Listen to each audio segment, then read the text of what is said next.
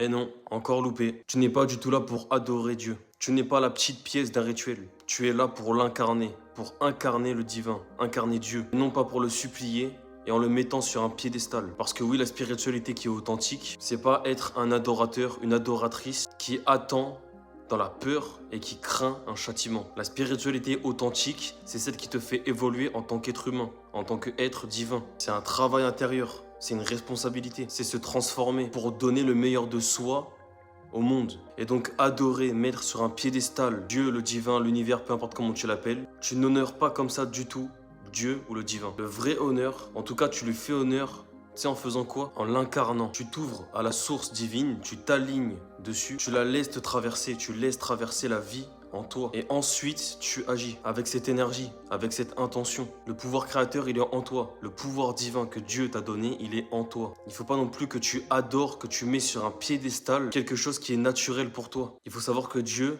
c'est pas quelqu'un qui est sur un trône à vénérer. Encore une fois, c'est une puissance à incarner. Et c'est réellement comme ça que tu l'honores. Dans tes gestes, dans tes actions, dans tes choix, dans ta façon de penser, les valeurs que tu propages, dans la façon de traiter les autres. Par exemple, si tu pries par peur, t'es dans un dogme.